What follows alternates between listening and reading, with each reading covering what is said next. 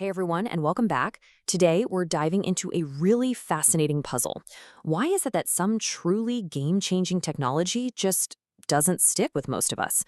Well, the answer might just be found in one founder's very unusual experiment. And it all kicks off with this kind of weird question, right?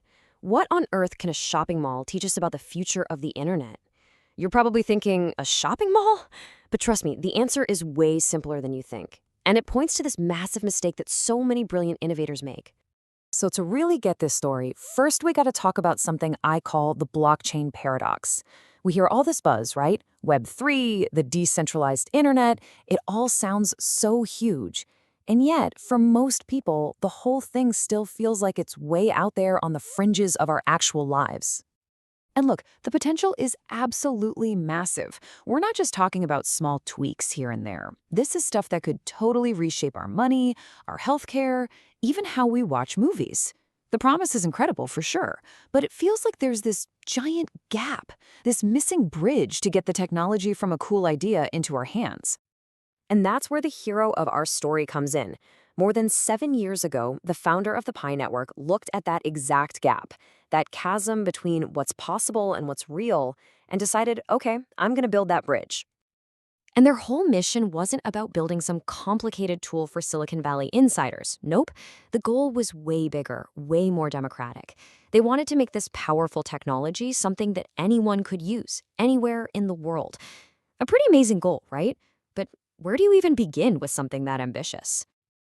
Well, their starting point was, let's just say, not what you'd expect. Forget the fancy tech labs, forget the slick investor meetings. They decided to run a real-world test, and they called it the shopping mall test. And their objective was just so beautifully simple. No talk about complex metrics or market caps, none of that. Just one single goal: sign up their first 100 users. Just 100 people. That's it. For a project that's dreaming of changing the world, that number sounds tiny, doesn't it?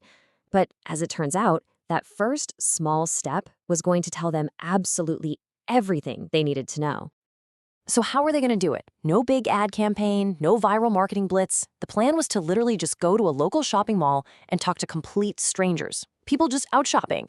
They wanted to hear from real folks, get the unfiltered truth about what ordinary people really thought about this whole new world of cryptocurrency. I mean, that is a gutsy, boots-on-the-ground move. Picture it. They're out there, going up to person after person, trying to explain this grand vision for a new kind of digital money. So, how do you think it went? Yeah, they didn't hit their goal. Not even close. After talking to who knows how many people, getting shot down over and over again, they only managed to get 54 people to sign up. But here's the thing, that number wasn't a failure. Not at all. It was an education. It was a massive flashing neon sign showing them just how big the gap was between their dream and the reality on the street. Honestly, that day in the mall was probably the most valuable market research they could have ever done, because it revealed, with painful clarity, the 4 real-world hurdles that were stopping people from jumping on board. And this right here is the absolute key insight they walked away with. The founder realized, this isn't a tech problem. It's not about writing better code or having faster servers. The real barriers were human ones. They were about psychology, social dynamics, and our deep-seated feelings about technology and money. So they boiled it down to 4 big things. First up, understanding. People were just drowning in confusing tech speak and abstract ideas. Second, reliability. They were basically asking, can I trust this? Is it secure? Third was need. So many people were just like, why? My current bank account works just fine. And finally, complexity. The whole thing was just too darn complicated to use.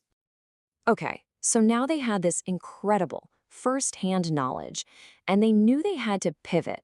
Their strategy of talking to people one-on-one just wasn't scalable, and it clearly wasn't solving these 4 core problems. They needed a totally new approach. They had to shift from talking to people to writing for them. And their solution? A white paper. Now, if you're not familiar with the term, don't worry. It's basically the official playbook for a project. It's one single document that lays out everything, what they're trying to do, how the technology works, and what the roadmap looks like.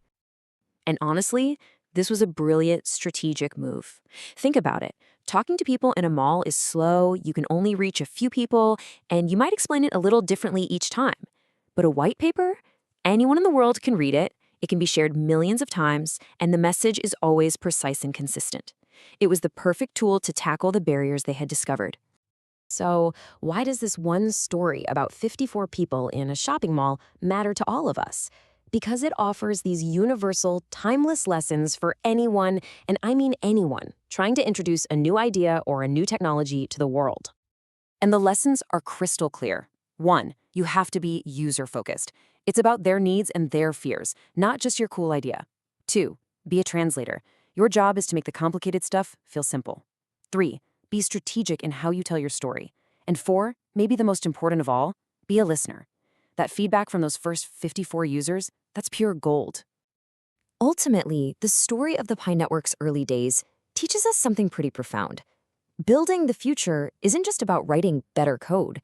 It's about building trust, sparking curiosity, and telling a story that people can actually understand and believe in.